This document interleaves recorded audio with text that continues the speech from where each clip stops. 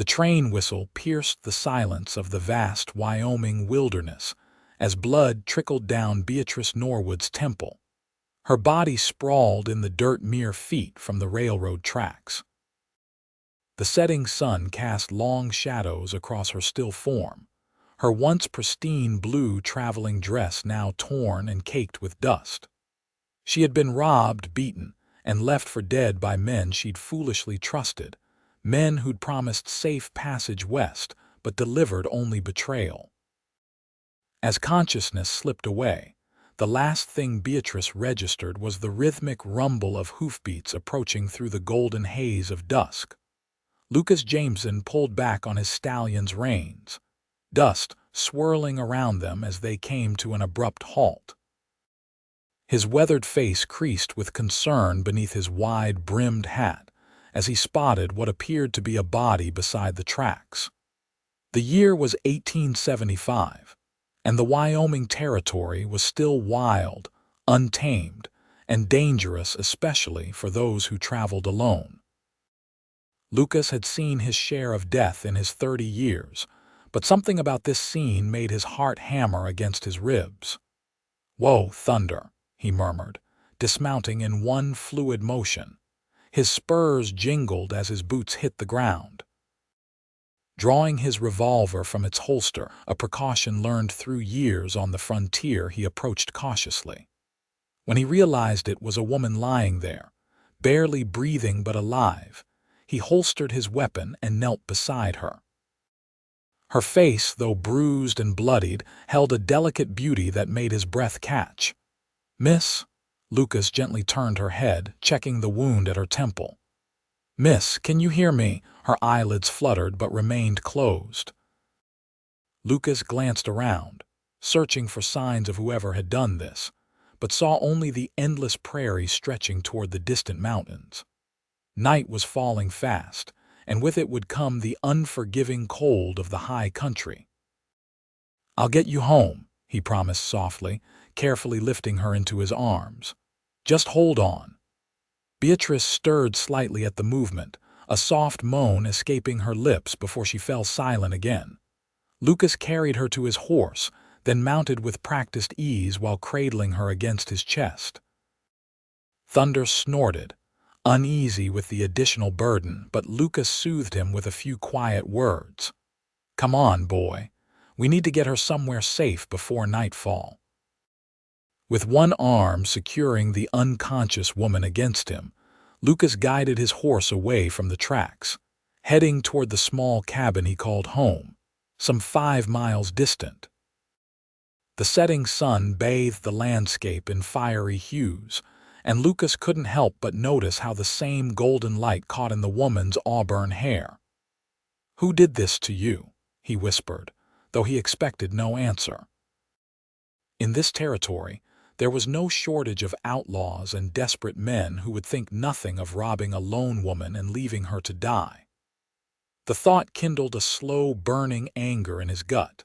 By the time Lucas's cabin came into view, darkness had nearly fallen. The modest structure stood alone on a small rise, backed by a stand of pines. A thin wisp of smoke still rose from the chimney, the remnants of the morning fire he'd banked, before riding out to check his trap lines. Thunder knew they were home and picked up his pace without prompting. Lucas dismounted carefully, still holding the woman, and pushed open the cabin door with his shoulder. Inside, he gently laid her on his narrow bed, then quickly stoked the fire and lit a lamp. In the warm lamplight, he could better assess her injuries. The gash on her temple was the worst of it, still seeping blood, though thankfully it didn't look deep enough to be life-threatening. Her face was bruised with a darkening mark along her jawline. Her hands were scraped raw, suggesting she'd fought back against whoever had attacked her. Lucas fetched a basin of water and clean cloths. As he began to carefully wash away the blood and dirt from her face, her eyelids fluttered open. For an instant, confusion clouded her gaze, then panic seized her. She gasped, trying to scramble away from him. "Easy now," Lucas said softly, raising his hands to show he meant no harm. "You're safe here." "Who?" Her voice cracked and she winced, one hand going to her throat. "Lucas Jameson," he replied, reaching slowly for a cup of water on the nearby table. "I found you by the railroad tracks. Here, drink this." She eyed him warily but took the cup with trembling hands. After a few cautious sips, she asked, "Where am I?" "My cabin, about 5 miles from where I found you." "What's your name, miss?" "Beatrice," she said after a moment's hesitation. "Beatrice Norwood." "Well, Miss Norwood, you've had a rough time of it. Can you tell me what happened?" Beatrice closed her eyes briefly, pain crossing her features that seemed to have nothing to do with her physical injuries. "I was traveling to Laramie. There were 3 men on the train. They seemed kind at first, offered to escort me when we had to disembark due to a damaged section of track ahead." Her voice grew bitter. "I was fool enough to believe them." Lucas's jaw tightened. "They robbed you." "Everything," she confirmed, her hand going to her neck where a necklace would have been. "My money, my trunk, even my mother's locket, when I tried to stop them." She trailed off, her hand touching her bruised jaw. "You're lucky to be alive," Lucas said quietly. "Am I?" Beatrice asked, her voice barely audible. Lucas looked at her for a long moment. "Yes," he said firmly. "You are, and I promise you, Miss Norwood, I'll get you where you need to go once you're well enough to travel." Beatrice studied him, seeming to gauge his sincerity. "Why would you help me?" "You don't know me." A faint smile touched Lucas's lips. "Out here we help those in need, it's how we survive." He paused. "Now I need to finish tending that wound on your head, may I?" After a brief hesitation, she nodded, wincing as she shifted on the bed. "Thank you, Mr. Jameson." "Lucas," he corrected, wringing out a cloth in the basin. "Just Lucas." As he gently cleaned her wound, Lucas couldn't help but wonder about the woman whose life had literally fallen into his hands. She spoke like someone educated, her diction precise despite her current state. Her traveling dress, though now ruined, had once been fine. What was she doing traveling alone to Laramie? Who was waiting for her there? "This might sting," he warned as he applied a bit of whiskey to disinfect the cut. Beatrice hissed in pain but didn't pull away. "Are you a doctor?" she asked, noticing the methodical way he worked. Lucas shook his head. "No, but I was a field medic during the war." He didn't specify which side. Some wounds were still too fresh, even a decade later. "I've patched up worse than this." "The war," Beatrice echoed softly. "My brother died at Antietam." Lucas's hand stilled for a moment. "I'm sorry," he said simply. "It was a long time ago," she replied, though the sadness in her voice suggested otherwise. Once he'd finished cleaning the wound, Lucas applied a small bandage.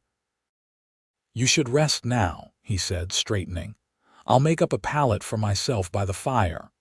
"I can't take your bed," Beatrice protested. "You can and you will," Lucas insisted gently. "You need proper rest to recover." Too exhausted to argue further, Beatrice sank back against the pillow. Lucas pulled a quilt over her and moved to prepare his makeshift bed on the floor. "Lucas," she called softly as he was about to extinguish the lamp. "Yes, thank you," Beatrice said, her eyes already closing. "For finding me, for saying you'd get me home." Something in her choice of words caught him. "And where is home, Miss Norwood?" But Beatrice had already drifted into sleep, her breathing becoming deep and even. Lucas watched her for a moment, then blew out the lamp, leaving only the flickering firelight to illuminate the small cabin. As he settled on his pallet, he found himself wondering what twist of fate had brought this woman into his life. Lucas had lived alone for 3 years, since returning west after the war. He'd kept to himself, trapping in winter, working cattle in summer, and speaking to others only when necessary. He'd grown accustomed to the solitude, or so he'd told himself. Yet as he listened to Beatrice's soft breathing across the room, something long dormant stirred within him. A sense of purpose, perhaps, or something more complicated that he wasn't ready to name. Morning brought golden light streaming through the cabin's single window. Lucas had risen before dawn, as was his habit, moving quietly to avoid waking his unexpected guest. He'd stoked the fire, put coffee on to boil, and slipped outside to tend to thunder and check his nearby traps. When he returned, arms laden with firewood, Beatrice was awake, sitting up in bed with the quilt drawn around her shoulders. In the clear morning light, despite the bruising, he could see she was truly beautiful: high cheekbones, expressive brown eyes, and a determined set to her jaw that spoke of inner strength. "Good morning," he said, setting down the wood. "How are you feeling?" Beatrice touched the bandage at her temple gingerly. "Like I've been thrown from a horse," she admitted. "But better than yesterday. Thank you for your kindness, Mr. Lucas." He nodded, pouring her a cup of coffee and bringing it to her. "Hungry? I can make some breakfast." "Please," she said, accepting the cup gratefully. "I don't think I've eaten since before." Lucas set about preparing a simple meal of bacon and biscuits left from the previous day. As he worked, he could feel Beatrice watching him. "You live here alone?" she asked finally. "Yes," Lucas replied, turning the bacon in the pan. "For about 3 years now, no family." He shook his head. "Parents passed before the war, no siblings, no wife." He glanced at her. "What about you? You mentioned you were headed to Laramie." Beatrice hesitated, then seemed to decide honesty was the best approach with the man who had saved her life. "I was going to teach at the new school there. They advertised for a teacher in the Boston papers." Lucas raised an eyebrow. "You're a long way from Boston." "Yes," she said, a shadow crossing her face. "I needed a fresh start." Lucas nodded, not pressing for details she clearly wasn't ready to share. "Well, Laramie's about 3 days' ride from here once you're well enough to travel." 3 days? Beatrice looked dismayed. "But my position, I was supposed to arrive yesterday. They'll think I've changed my mind or that something happened to you on the journey," Lucas finished for her. "Which it did. I'm sure they'll understand once you explain." Beatrice didn't look convinced, but she nodded. "How soon can we leave?" "Not today," Lucas said firmly, bringing her a plate with bacon and a biscuit. "That head wound needs at least another day's rest, and you need proper clothes for traveling." He eyed her torn dress. "I might have something that could work, though it'll be too big." "I can't impose on you any further," Beatrice protested. "You've already done so much." "It's no imposition," Lucas assured her. "I promised I'd get you home, and I mean to keep that promise." Beatrice looked at him for a long moment, her expression unreadable. "You're an unusual man, Lucas Jameson." He gave a short laugh. "Out here, we're all a bit unusual, I suppose." They ate in companionable silence, the crackling of the fire and the occasional call of birds outside the only sounds. Afterward, Lucas checked her wound, pleased to see it was already looking better. "I need to go into town for supplies," he told her. "Riversbend is about an hour's ride. Will you be all right here alone?" Beatrice nodded. "I'll be fine. I'd rather not have anyone else see me in this state anyway." "I'll bring back something for you to wear," Lucas promised. "Rest while I'm gone." Before leaving, Lucas made sure Beatrice had water, food within reach, and after a moment's hesitation, his spare revolver. "You know how to use this?" he asked, showing her how to check if it was loaded. "My father taught me," she replied, handling the weapon with unexpected confidence, "though I haven't fired one in years." "Let's hope you won't need to," Lucas said, "but just in case." As he rode to Riversbend, Lucas found his thoughts repeatedly returning to his mysterious guest. There was clearly more to her story than she was telling. A schoolteacher from Boston didn't simply decide to take a position in Wyoming territory without good reason. But whatever her secrets, they were hers to keep or share as she chose. River's Bend was little more than a collection of buildings serving the surrounding ranches and homesteads. A general store, a saloon that doubled as a hotel, a small church, and a handful of other structures made up the entirety of the town. Lucas tied Thunder outside the general store and went in, nodding to old Mrs. Larson behind the counter. "Lucas Jameson," she greeted him warmly. "Twice in 1 month. To what do we owe the pleasure?" "Need a few things, Mrs. Larson," he replied, scanning the shelves. "Including some ladies' clothing, if you have any." The older woman's eyebrows shot up. "Ladies' clothing? Now that's a request I never expected from you." Lucas sighed, knowing how quickly news traveled in small communities. "Found a woman by the tracks yesterday. She'd been robbed and beaten. I'm helping her get to Laramie once she's well enough to travel." Mrs. Larson's expression softened. "Poor dear. Let me see what I have." While she disappeared into the back room, Lucas gathered the other supplies he needed. When Mrs. Larson returned, she carried a modest bundle of clothing. "These belong to my niece who stayed with us last summer," she explained. "Simple but clean and sturdy, should do for traveling." Lucas thanked her and paid for his purchases.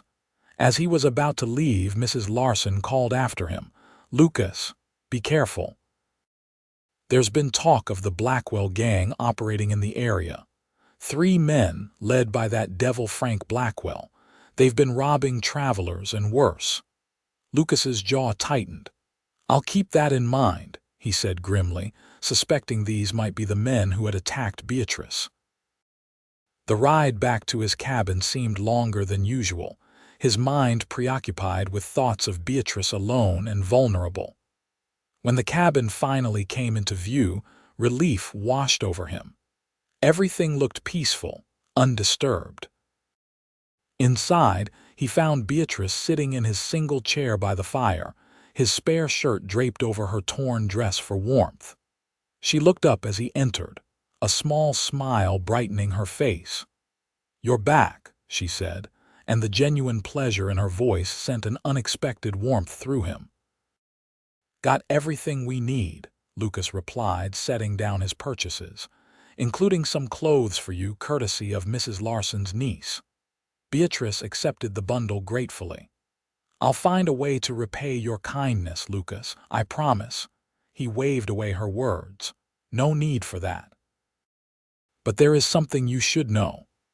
He told her about the Blackwell gang, watching her face carefully as he described them. "That sounds like them," she confirmed, her expression darkening. "The leader called himself Frank. He seemed so gentlemanly at first." "Men like that are experts at appearing to be what they are not," Lucas said. "But at least now we know who to watch for." Beatrice stood, clutching the bundle of clothes. "If they're still in the area, they could come here. I'm putting you in danger by staying." "You're not going anywhere until you're healed," Lucas said firmly. "And don't worry about me. I can handle myself." Despite his reassurances, he did take extra precautions that night, checking his rifle and keeping it close at hand. After Beatrice had changed into the simple calico dress Mrs.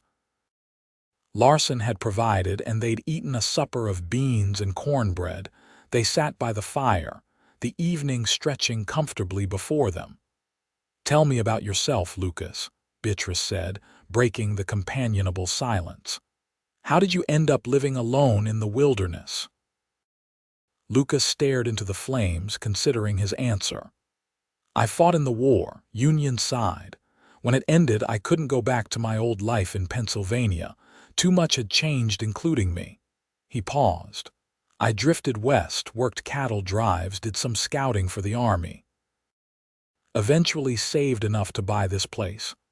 And you've been here ever since, pretty much," he acknowledged. "It suits me." "Don't you get lonely?" Beatrice asked softly. Lucas glanced at her, then back at the fire. "Sometimes," he admitted. "But loneliness can find you in a crowded city just as easily as out here." Beatrice nodded, understanding in her eyes. "That's true enough." "Your turn," Lucas said. What's the real reason a Boston schoolteacher decides to take a position in Laramie? Beatrice tensed, then seemed to deflate slightly. Is it that obvious I'm running from something? People usually are when they come west, Lucas replied gently. She was silent for so long that he thought she wouldn't answer. Finally, she sighed. I was engaged to be married, she said, her voice low. To a man my parents approved of, a banker, respectable, wealthy, but I discovered he was not the man he pretended to be. Lucas waited, giving her space to continue. I found him with another woman, Beatrice said, her voice hardening. When I broke off our engagement, he became vengeful. He used his influence to ensure no school in Boston would hire me, said I was morally unfit to teach children. The bitterness in her voice was palpable. My reputation was ruined. So when I saw the advertisement for Laramie, I took it as a sign, a chance to start fresh where no one knew me or him. I'm sorry, Lucas said quietly. Men like that, they're not worth the pain they cause. No, Beatrice agreed, meeting his gaze. They're not. A small smile touched her lips. Thank you for listening, Lucas. I haven't told anyone that story. Your secret's safe with me, he assured her. Later, as they prepared for bed, Beatrice once again taking Lucas's bed despite her protests, and Lucas settling on his pallet, a comfortable understanding had grown between them. Two wounded souls, finding unexpected comfort in each other's company. The next morning brought a noticeable improvement in Beatrice's condition. The swelling around her wound had gone down, and though the bruises on her face had darkened to a deep purple, she moved with more confidence, less pain. I think I could travel tomorrow, she announced over breakfast. Lucas studied her critically. If you're sure you're up to it. I am, she said firmly. I need to get to Laramie, explain what happened. Hopefully the position is still available. And if it's not? Lucas asked, surprising himself with the question. Beatrice hesitated. I don't know. I suppose I'd have to find something else. The thought of her continuing on alone, potentially crossing paths with the men who had attacked her, settled uneasily in Lucas's stomach. I'll take you all the way to Laramie, he decided. Make sure you get there safely. Lucas, no, that's at least a week's journey there and back. I can't ask that of you. You didn't ask, he pointed out. I offered. Besides, I need supplies that I can only get in a larger town. It wasn't entirely true, but it gave him a practical reason beyond his growing concern for her welfare, a concern that, he was beginning to realize, went beyond simple neighborly duty. Beatrice looked as though she might argue further, then nodded.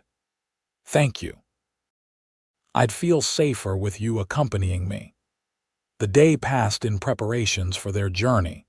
Lucas checked his tack, cleaned his weapons, and packed provisions. Beatrice, determined to be useful, insisted on helping despite his protests.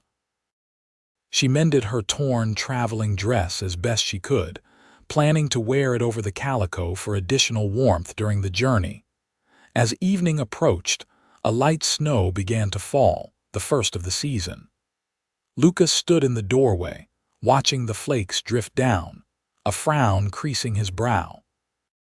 This complicates things, he said as Beatrice joined him. If it keeps up, the pass will be difficult tomorrow. We could wait, Beatrice suggested, though he could hear the reluctance in her voice. Lucas shook his head. No, better to go before it gets worse. Early winter snows can sometimes melt off quickly, but if this is the start of the season in earnest, we don't want to be trapped here. They stood together in the doorway, watching the snow fall in the gathering dusk. Without thinking, Lucas placed his arm around Beatrice's shoulders and she leaned into him slightly, accepting the comfort he offered. It's beautiful, she murmured. So peaceful. That it is, Lucas agreed, though he was looking at her profile rather than the snowy landscape. Beatrice turned to face him, perhaps sensing his gaze, and for a moment they were standing very close, their breath mingling in the cold air. Something passed between them, a recognition, a possibility. Then Beatrice stepped back, breaking the moment. "We should finish preparing for tomorrow," she said softly. Lucas nodded, trying to ignore the way his heart had quickened. "You're right." That night, as they settled into their now familiar sleeping arrangements, Lucas found sleep elusive. His thoughts kept returning to the moment in the doorway, to the look in Beatrice's eyes that had suggested she might be feeling the same unexpected connection he was. It was foolish, he told himself. In a few days, he would deliver her to Laramie and return to his solitary existence. Whatever was growing between them had no future. Yet as he finally drifted off to sleep, the sound of her soft breathing across the room provided a comfort he hadn't known he was missing. They set out at first light, the world transformed by a thin blanket of snow that sparkled in the early morning sun. The temperature had dropped overnight, and their breath formed clouds in the frigid air. Beatrice, bundled in her mended dress over the calico, with Lucas's spare coat draped over her shoulders, sat behind him on Thunder. The powerful horse was accustomed to carrying double and moved steadily beneath them. "We'll make better time once we reach Dutchman's Pass," Lucas explained as they rode. "There's a trading post on the other side where we can get you a horse of your own for the rest of the journey." Beatrice nodded, her arms wrapped around his waist for balance. The closeness was both comforting and distracting, her warmth against his back a constant reminder of her presence. They rode in companionable silence for the most part, stopping occasionally to rest Thunder and stretch their legs. By midday, they had reached the foothills that led to Dutchman's Pass, a narrow trail that wound between towering cliffs. "It's beautiful," Beatrice said as they paused to eat a simple meal of jerky and hardtack. "I never imagined Wyoming would be like this." "It gets under your skin," Lucas admitted. "The open spaces, the mountains, even the harshness of it makes you feel alive." Beatrice studied him. "You really love it here, don't you?" "I do," he said simply. "Found a kind of peace I couldn't find elsewhere." "I envy you that," she said softly. "Peace has been hard to come by for me these past months." Lucas met her gaze. "Maybe you'll find it in Laramie." Something flickered in her eyes, uncertainty, perhaps. But before she could respond, Thunder snorted and pawed the ground nervously, his ears pricking forward. Lucas was instantly alert, his hand moving to his revolver. Something spooked him. They listened, the silence of the wilderness suddenly oppressive. Then Lucas heard it, the faint sound of hoofbeats, multiple horses approaching from the direction they had come. "Could be anyone," Beatrice said, but her voice betrayed her fear. "Could be," Lucas agreed, though his instincts were screaming a warning. "But let's not take chances. Come on." They mounted quickly, Lucas urging Thunder toward the pass. If they could reach the narrow trail, they'd have a better defensive position if trouble came looking for them. They had just entered the mouth of the pass when Lucas heard the riders closing in. "Keep going," he told Beatrice, guiding Thunder to a rocky outcropping that provided some cover. Drawing his rifle, he helped Beatrice dismount and positioned her behind him. 3 riders appeared at the entrance to the pass, pulling their horses to a stop when they spotted Lucas and Beatrice. Even at a distance, Lucas could see the leader smile when he recognized Beatrice. "Well, well," the man called, his voice carrying in the clear mountain air. "Look who we found, boys, the school teacher who gave us the slip." "Frank Blackwell," Beatrice whispered, her voice tight with fear. "Stay behind me," Lucas murmured, raising his rifle. In a louder voice he called, "That's far enough, Blackwell," the outlaw laughed. "And who might you be, friend?"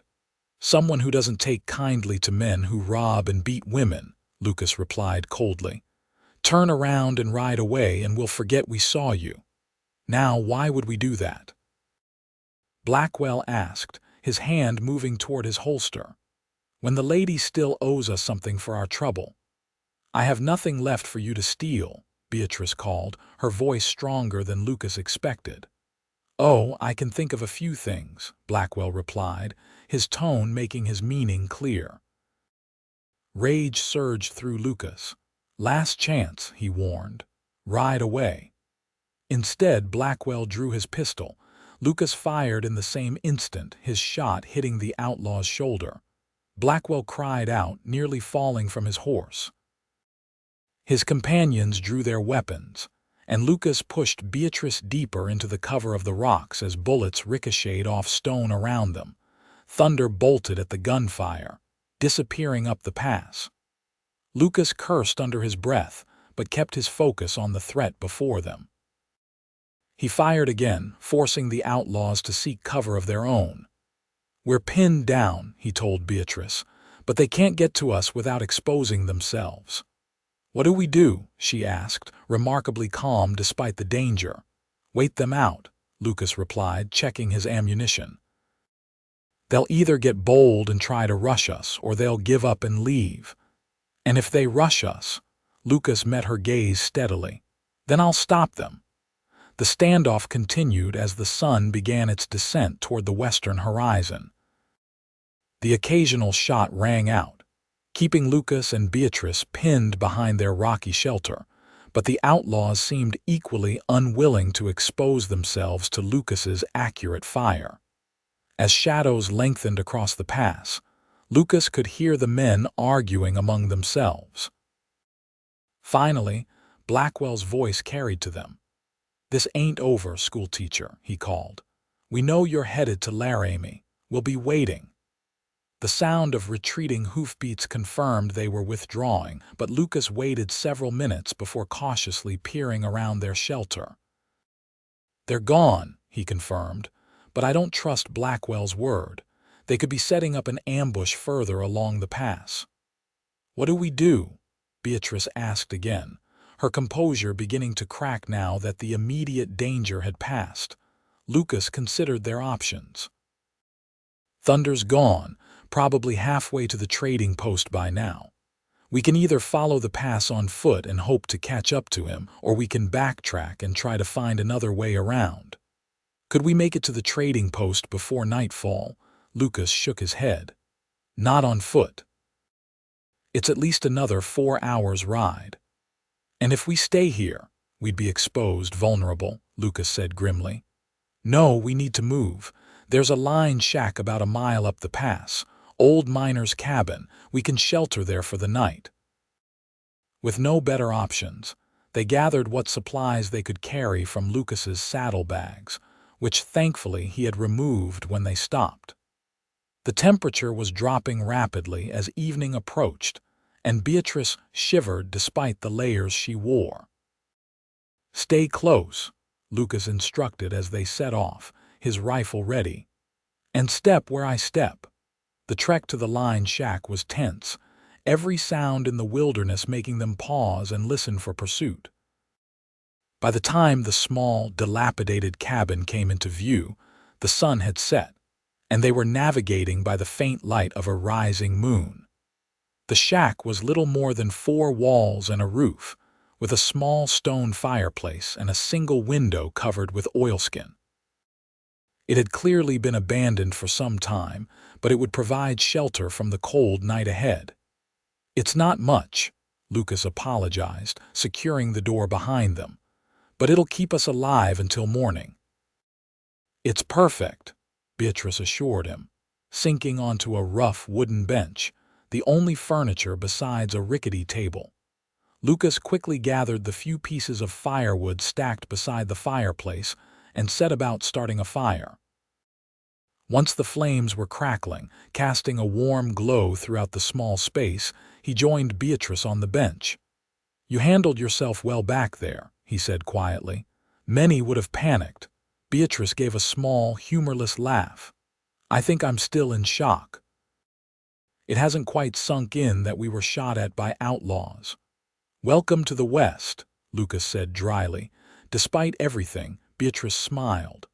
"Not exactly the welcome I was expecting. They sat in silence for a while, watching the flames and taking comfort in each other's presence. Outside, the wind picked up, whistling through the cracks in the walls and bringing with it the promise of more snow. "You think they really went to Laramie?" Beatrice asked eventually. "To wait for us?" Lucas considered the question. "Possibly. Blackwell seems the type to hold a grudge. But he's also wounded now, which might slow them down." "I've brought nothing but trouble to you," Beatrice said, guilt evident in her voice. "You should have left me by those tracks." Lucas turned to her, taking her hand impulsively. "Don't say that, not ever." Their eyes met, and something shifted between them. The tension that had been building since that moment in his cabin doorway crystallizing into something undeniable. Without conscious thought, Lucas leaned forward, and Beatrice met him halfway, their lips coming together in a gentle kiss that quickly deepened with unexpected hunger. When they finally broke apart, both were breathing heavily. Lucas started to apologize, but Beatrice silenced him with a finger to his lips. "Don't," she whispered. "Please don't say you're sorry." "I'm not," he admitted. "But this is complicated." "Life is complicated," Beatrice replied. "But right now, in this moment, this feels like the simplest thing in the world."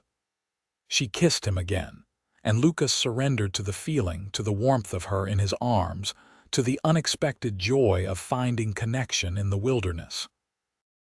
They spent the night huddled together before the fire, sharing warmth, sharing stories, sharing touches and kisses that spoke of a growing affection neither had anticipated. Morning brought the reality of their situation back into focus. They needed to keep moving, to find Thunder or another means of transportation, and to decide whether to continue to Laramie despite Blackwell's threats. "I still need to go," Beatrice said as they prepared to leave the shelter of the line shack.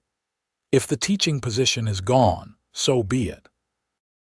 But I can't let men like Blackwell dictate my life."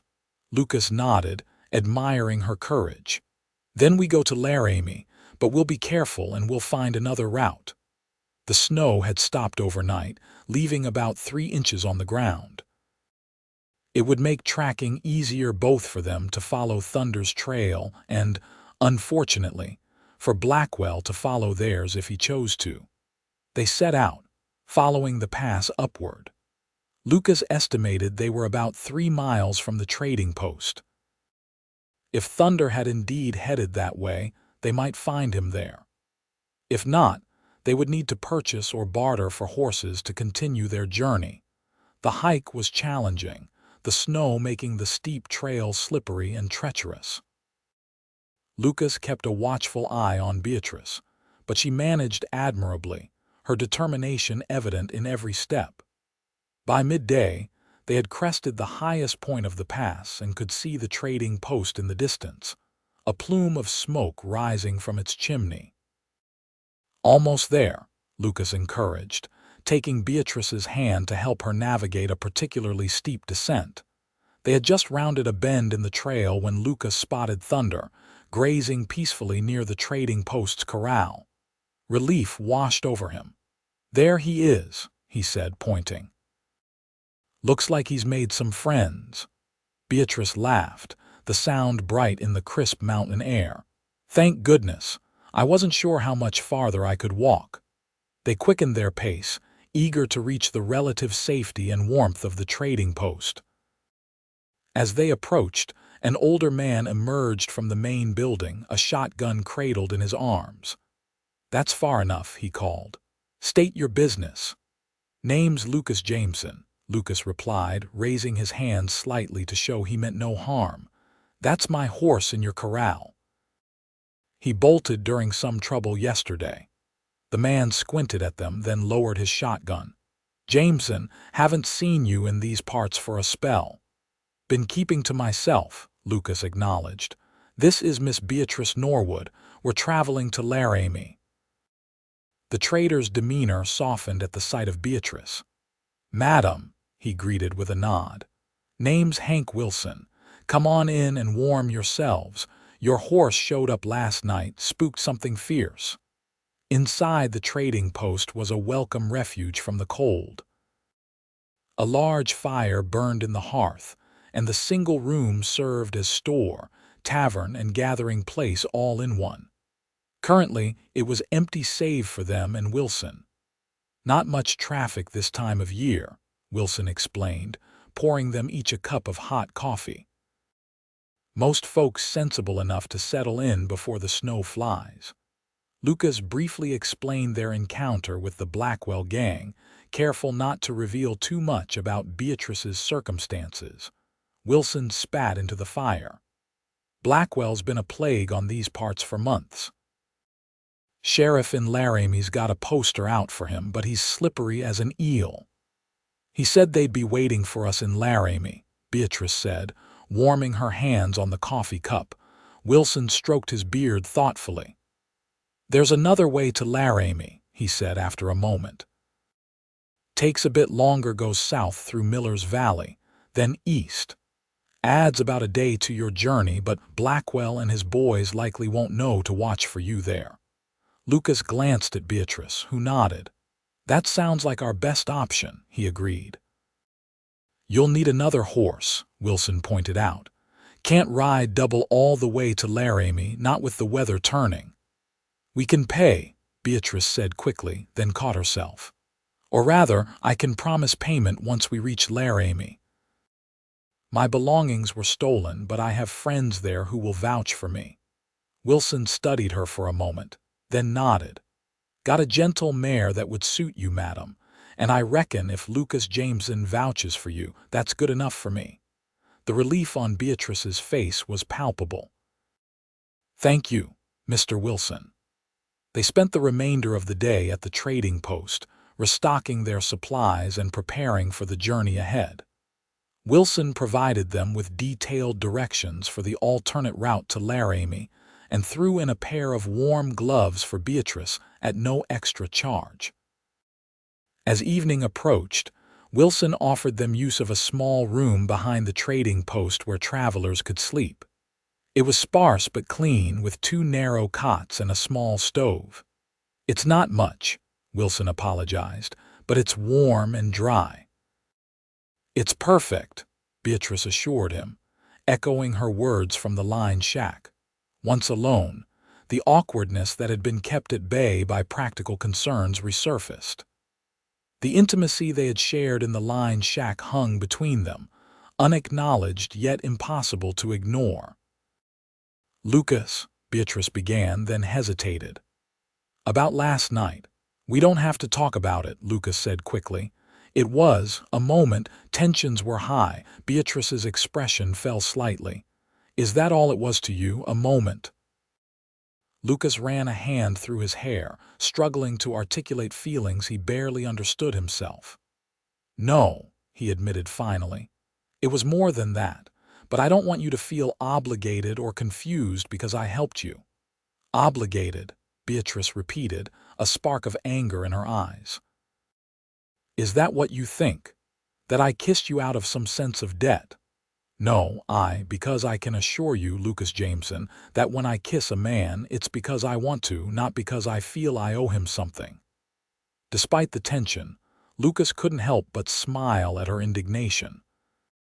"I'm beginning to understand that," he said softly. "And for the record, I wanted to kiss you too. Have since the moment you opened your eyes in my cabin." The anger drained from Beatrice's face, replaced by something warmer. She stepped closer to him. "And now."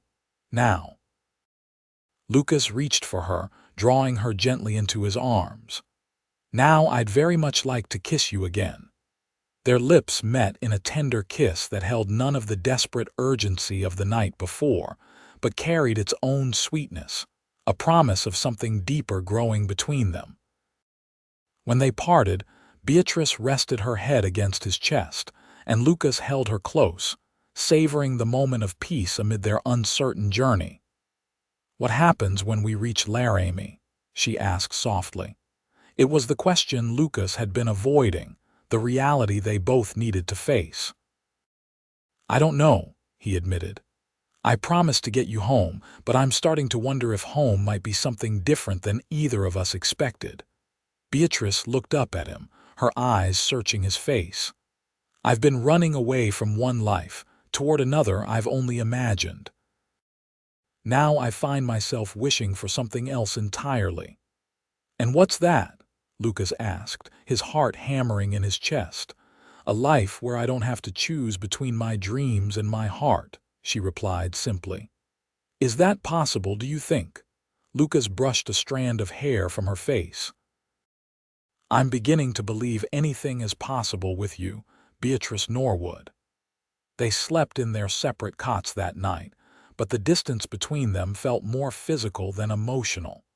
Something had shifted, a future neither had anticipated now taking shape in both their minds. Dawn brought clear skies and slightly warmer temperatures, a good day for traveling. Wilson helped them prepare for the journey, saddling the gentle mare he had promised Beatrice and providing final instructions for their alternate route to Laramie. "Stay alert," he warned as they mounted up. "Blackwell's gang isn't the only danger out there." "We will," Lucas assured him, checking his rifle one last time. Beatrice, looking more confident on horseback than Lucas had expected, extended her hand to Wilson. "Thank you for everything, Mr. Wilson." The old trader bowed slightly over her hand. "Safe travels, Miss Norwood. And Jameson," he added, giving Lucas a knowing look, "don't be a stranger around these parts." They set off at a steady pace, Beatrice quickly adjusting to her mount, whom she had named Penny for her copper-colored coat. The new route took them south through rolling hills, away from the mountains and into more open country.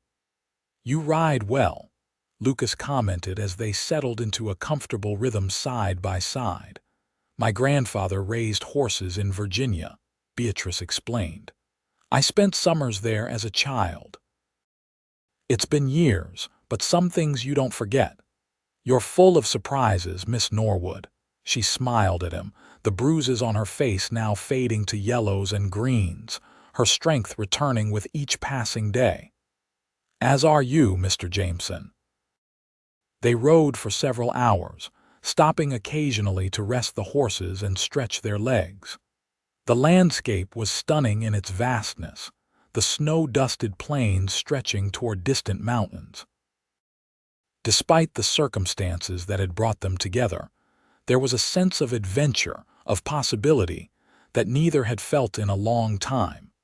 By late afternoon, they had reached the northern edge of Miller's Valley, a broad expanse of grassland cradled between low hills. In the distance, they could see a thin column of smoke rising from what appeared to be a small homestead. Wilson mentioned there were a few settlers in the valley, Lucas recalled. "Said they were good folks, would offer help if needed. Should we stop?" Beatrice asked, shading her eyes against the lowering sun. Lucas considered the darkening sky. "Might be wise. We've got maybe an hour of daylight left, and camping in the open with temperatures dropping isn't ideal." They altered their course slightly, heading toward the homestead. As they drew closer, they could make out a modest cabin with a barn and corral, a small garden plot, and a few head of cattle grazing nearby. A woman emerged from the cabin as they approached, a rifle in her hands. "That's far enough," she called, her stance wary but not hostile. Lucas and Beatrice halted their horses. "Evening, madam," Lucas called back. "We're travelers headed to Laramie. Hank Wilson at the trading post said there might be friendly faces in the valley." At the mention of Wilson, the woman lowered her rifle slightly.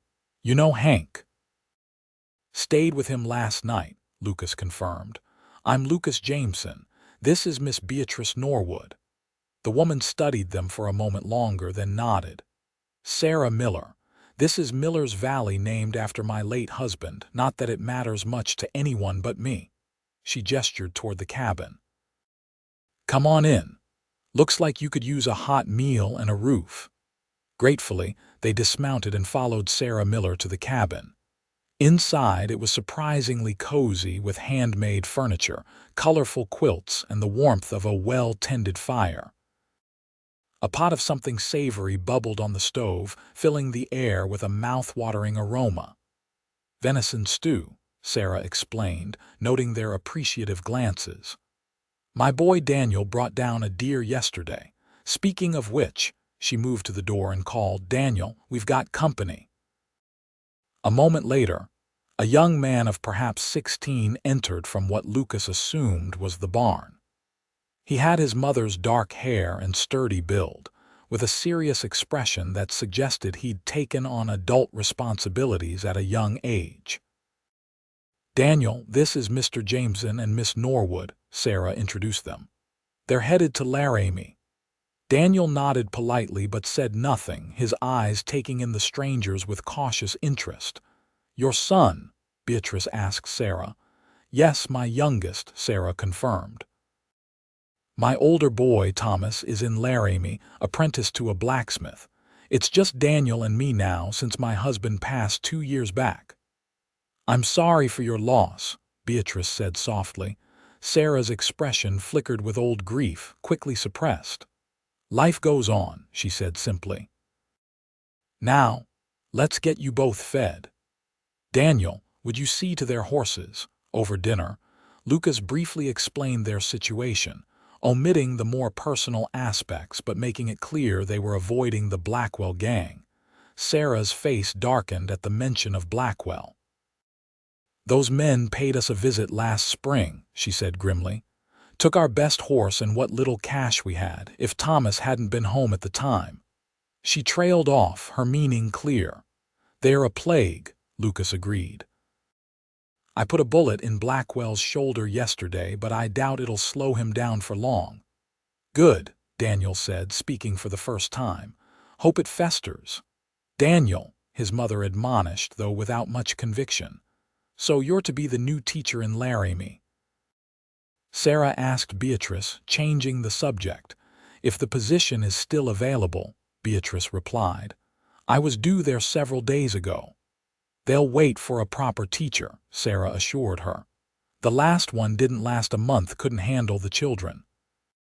Half of them have never seen the inside of a schoolhouse before." As the evening progressed, the atmosphere grew increasingly comfortable.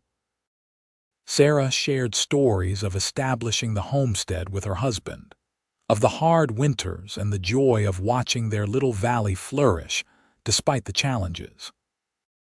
Daniel gradually warmed to their guests, particularly to Lucas, asking questions about trapping and hunting that revealed his own ambitions. "He wants to head to the mountains someday," Sarah explained with a mixture of pride and worry. "I keep telling him there's plenty of adventure right here in the valley." "Ma, there's nothing here but cows and dirt," Daniel protested, the familiar argument clearly a long-standing one between them. "And safety," Sarah countered. "And home." The exchange gave Lucas pause, making him consider what home truly meant. He had called his cabin home for 3 years, yet until Beatrice had entered his life, it had never truly felt like one. When it came time to sleep, Sarah insisted Beatrice take Thomas's old room while Lucas could sleep in the main room by the fire. The arrangement was practical and proper, but as Lucas settled on his bedroll, he found himself missing Beatrice's presence more than he would have thought possible just days earlier. Sleep came fitfully, his mind filled with thoughts of the woman sleeping just a few feet away, separated by a thin wall, and of the uncertain future that awaited them in Laramie. Morning arrived with the scent of coffee and bacon, and the sounds of Sarah already at work in the kitchen. Lucas rose, folding his bedroll neatly, and stepped outside to splash cold water on his face from the pump. The valley stretched before him, beautiful in the early light with a dusting of frost that sparkled like diamonds. It was the kind of view that had drawn him west, that had kept him in the wilderness despite the loneliness. For the first time, He allowed himself to imagine sharing such views with someone else, with Beatrice, not just for a journey, but for a lifetime. When he returned inside, Beatrice was already up, helping Sarah with breakfast. She looked up as he entered, and the smile she gave him sent warmth coursing through him that had nothing to do with the fire crackling in the hearth. "Good morning," she greeted him. "Sarah's been telling me about the school in Laramie. Apparently the building is quite new with actual glass windows." "Sounds fancy," Lucas replied with a smile of his own. "It is," Sarah confirmed, placing a platter of bacon on the table. "Thomas says the whole town is growing so fast you wouldn't recognize it from one month to the next. Railroads changed everything." After breakfast, despite Sarah's invitation to stay longer, Lucas and Beatrice prepared to continue their journey. They still had at least a day and a half of travel ahead of them if they wanted to reach Laramie by the following evening. "You're welcome back anytime," Sarah told them as they mounted their horses. "Both of you." "Thank you," Beatrice said warmly. "Your hospitality has meant more than you know."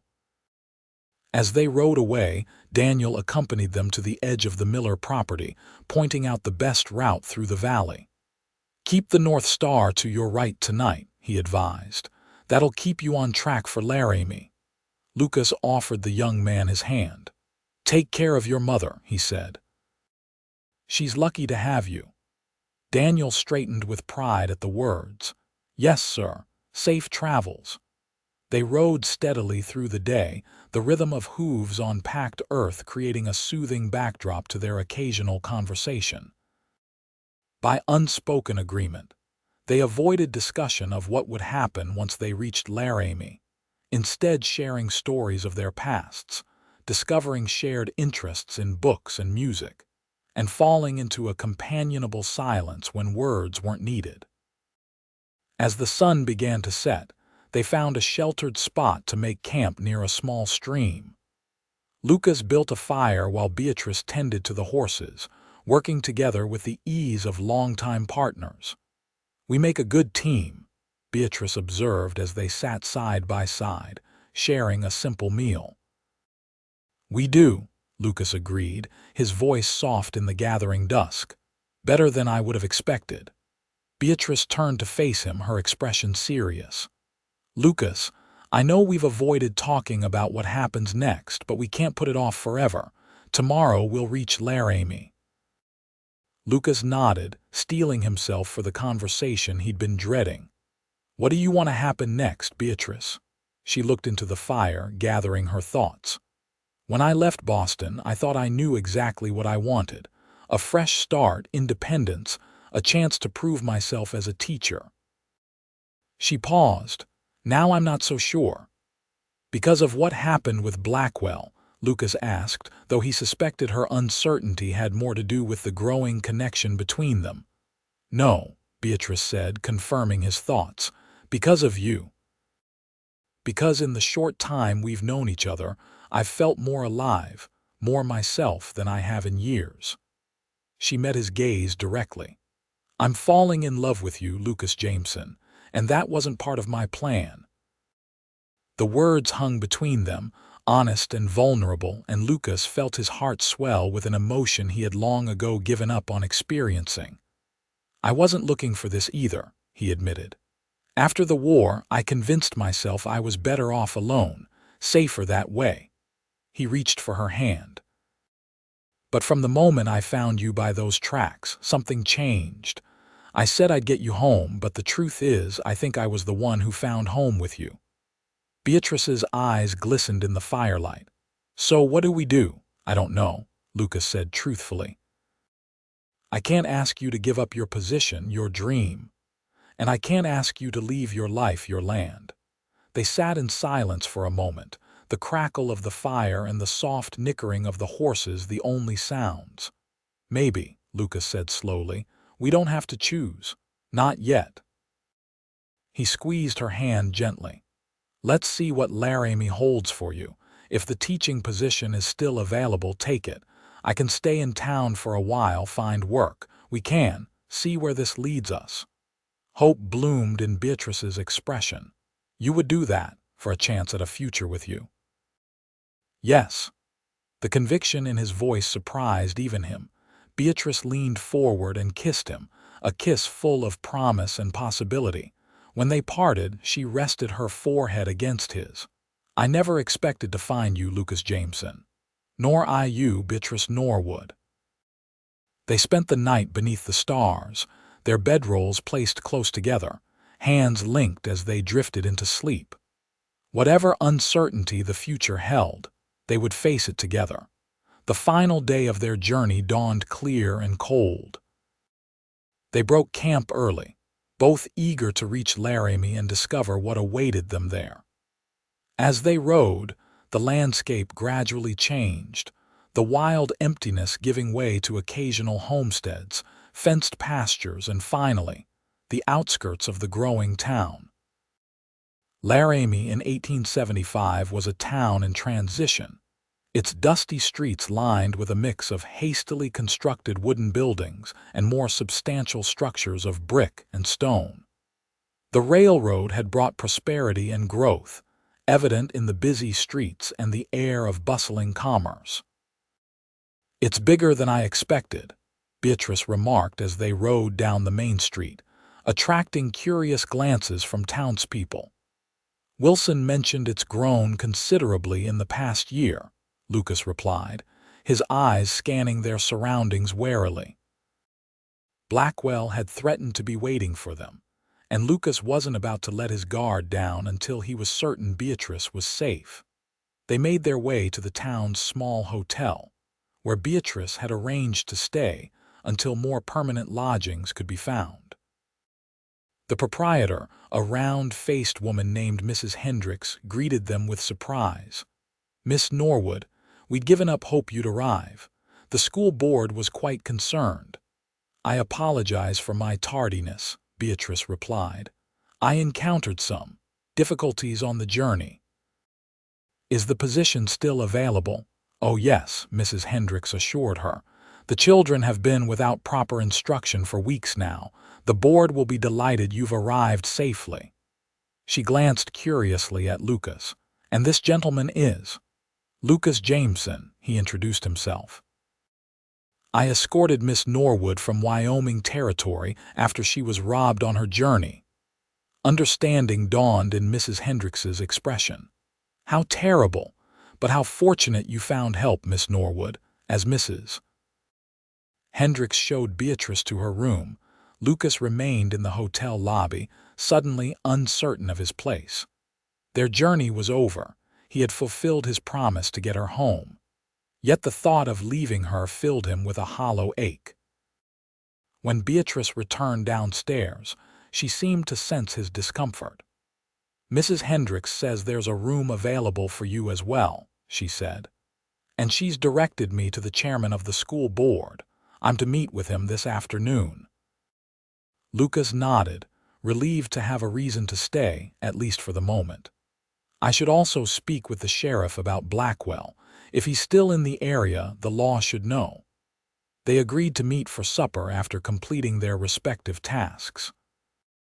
As Beatrice set off for her meeting with the school board chairman, Lucas made his way to the sheriff's office, his senses alert for any sign of Blackwell or his men. The sheriff, a grizzled veteran named Jenkins, listened intently to Lucas's account of their encounter with the Blackwell gang. "Been after those boys for months," he growled when Lucas finished. "Got a wanted poster right here." He indicated a notice on the wall featuring crude sketches of 3 men, including a bearded figure labeled as Frank Blackwell. "He said they'd be waiting in Laramie," Lucas warned. "I don't know if that was just talk, but Miss Norwood is still in danger." Sheriff Jenkins stroked his mustache thoughtfully. "I'll put my deputies on alert. You said you wounded him." "Left shoulder," Lucas confirmed. "Rifle shot, not clean." "Good," the sheriff said grimly. "Might slow him down, make him easier to spot if he's in town. You staying at the hotel?" Lucas nodded. "For now." "I'll send word if we hear anything," Jenkins promised. And Mr. Jameson, thank you for bringing this to my attention. Not everyone would take the trouble. After leaving the sheriff's office, Lucas took some time to explore the town, familiarizing himself with its layout while keeping an eye out for any sign of Blackwell. He also inquired about potential work, learning that a new ranch on the outskirts of town was looking for experienced hands. By the time he returned to the hotel to meet Beatrice for supper, the sun was setting, painting the town in shades of gold and amber. He found her waiting in the small dining room, her face alight with excitement. "I got the position," she announced as he joined her. "Classes begin on Monday." "That's wonderful," Lucas said, genuinely pleased for her. "The chairman was understanding about your delay." "More than understanding," Beatrice replied. "Apparently they were so desperate for a qualified teacher that they would have waited another month if necessary." She reached across the table and squeezed his hand. "They've even arranged for housing a small cottage behind the schoolhouse. It's nothing grand, but it's mine." "You deserve it," Lucas told her warmly. "You'll be an excellent teacher." "And you?" Beatrice asked. "What did the sheriff say?" Lucas relayed his conversation with Jenkins, reassuring her that the law was now aware of the threat Blackwell posed. "I also heard about work at a ranch outside town," he added. "Thought I might inquire tomorrow." Beatrice's expression softened. "So you're staying?" "For a while at least," Lucas confirmed. "If that's what you want."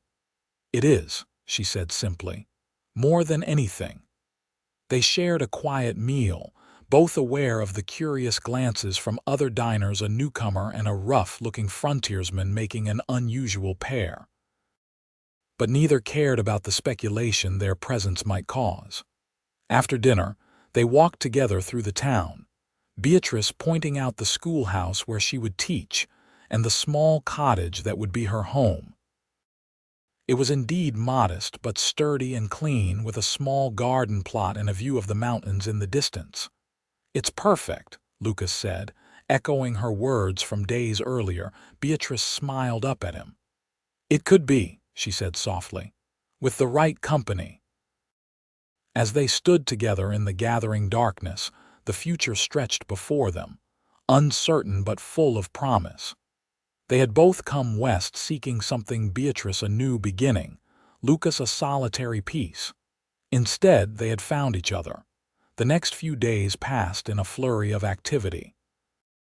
Beatrice prepared for her first day of teaching, meeting with parents and organizing the schoolroom. Lucas secured work at the Circle M Ranch, impressing the foreman with his experience and skill with horses. In the evenings, they met for supper, sharing the events of their day and growing closer with each passing hour. There was no sign of Blackwell or his gang, leading Sheriff Jenkins to speculate they had moved on to easier targets. "Wounded men tend to avoid towns with a strong law presence," he told Lucas. "My guess is they've headed to the Dakota Territory." Though relieved, Lucas remained vigilant, especially when Beatrice was alone. The memory of finding her beaten and left for dead was not one he would soon forget. On Sunday evening, the night before Beatrice was to begin teaching, they sat together on the small porch of her cottage, watching the sunset paint the distant mountains. "Nervous about tomorrow?" Lucas asked, noting the way she fidgeted with the hem of her sleeve. "A little," Beatrice admitted. "I've taught before, but never children from such diverse backgrounds. Some have never been to school at all." "You'll do fine," Lucas assured her. "Those children are lucky to have you." Beatrice smiled gratefully. "How about you? Are you settling in at the ranch?" Lucas nodded. "The work is good. Foreman says if I prove myself, there might be a permanent position come spring." "Spring," Beatrice echoed. "That's months away." "Yes," Lucas agreed, understanding the question she hadn't quite asked. "Plenty of time to decide what comes next for both of us." They sat in comfortable silence as twilight deepened into night. Finally, Lucas stood, knowing propriety demanded he leave before it grew too late. "I should go. You need rest before your big day tomorrow." Beatrice rose with him, taking his hands in hers. "Lucas," she said softly, "these past days have been the happiest of my life. Despite everything, the attack, Blackwell, all of it, I wouldn't change a moment, because it all led me to you." Lucas cupped her face gently. "When I found you by those tracks and said I'd get you home, I had no idea that home would come to mean something entirely different." He kissed her tenderly. "Get some rest, Miss Norwood. Your students await." The following weeks settled into a pleasant rhythm. Beatrice thrived as Laramie's schoolteacher, her natural warmth and intelligence winning over even the most reluctant students. Lucas proved his worth at the Circle M, his knowledge of the land and animals earning respect from the other hands. They spent every evening together, sometimes at Beatrice's cottage where she would cook a simple meal, other times at the hotel dining room or the small cafe that had recently opened on Main Street. On Sundays, they rode into the surrounding countryside, exploring their new home together. As autumn deepened toward winter, their feelings for each other grew stronger, more certain. What had begun as an unexpected connection forged in danger had blossomed into a deep, abiding love. It was on one such Sunday ride, nearly 2 months after their arrival in Laramie, that Lucas finally gave voice to the thoughts that had been occupying his mind. They had stopped to rest the horses near a small stream, the November air crisp, but not yet bitter with winter's chill. The landscape around them was painted in muted golds and browns, beautiful in its quiet way. "I've been thinking," Lucas began, helping Beatrice down from her horse, "about the future." "Oh," Beatrice said, trying to sound casual though her heart had begun to race. "Yes." Lucas took her hands in his. "When I found you by those tracks, I made a promise to get you home. I didn't know then what home really meant." Beatrice squeezed his hands encouragingly. "And what does it mean, Lucas?" "It means you," he said simply. "Wherever you are, that's home to me now. And I was hoping—" He paused, suddenly nervous despite the certainty in his heart. "I was hoping you might feel the same way." "I do," Beatrice whispered, her eyes shining. "From the moment you found me, something inside me recognized you not just as my rescuer, but as my future." Lucas reached into his pocket and withdrew a small ring, simple but elegant, with a single pearl set in gold. "Then, Beatrice Norwood, would you do me the honor of becoming my wife? Of making a home with me, wherever that might be?" "Yes," Beatrice said without hesitation, tears of joy spilling down her cheeks. "Yes, Lucas Jameson, I will marry you."